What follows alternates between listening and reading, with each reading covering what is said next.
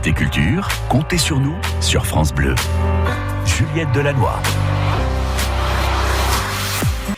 Côté culture, comptez sur nous, on retrouve Bob Garcia pour Les folles enquêtes de Magritte et Georgette, un livre qui vous ravit complètement.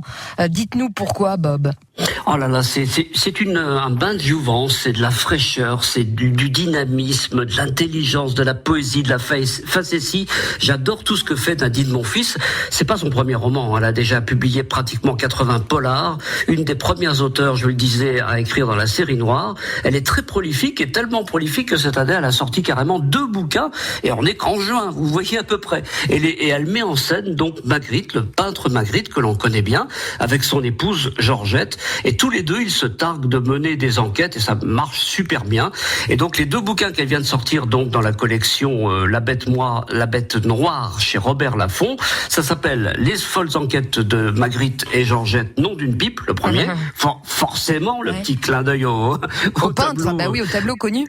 Ah ouais, célèbre. Et là, le deuxième, Les folles enquêtes de Magritte et Georgette à Knokke-le-Zout. Alors ça s'invente pas. On est vraiment dans le jus. C'est de la Belgique, belgicante, je sais pas comment on peut dire. Et c'est absolument génial. Dans le premier, Magritte y suit un serial killer qui orne ses victimes de bouquets de fleurs. Et puis il y a des allusions un peu dans tout le bouquin à Jacques Brel, encore une autre évidemment figure emblématique de la Belgique.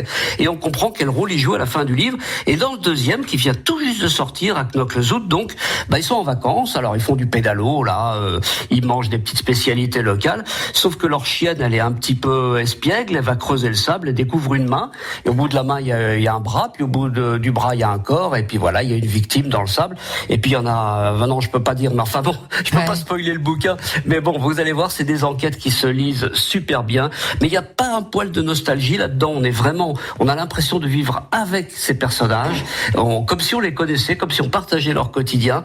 Les dialogues sont croustillants, c'est plein de poésie, de facétie. Enfin, franchement, j'adore et je vous le dis, je vous le répète, Nadine Monfils, c'est une auteure majeure. Voilà, on ne dira jamais assez. Et côté thriller, alors ça fonctionne aussi, Bob ?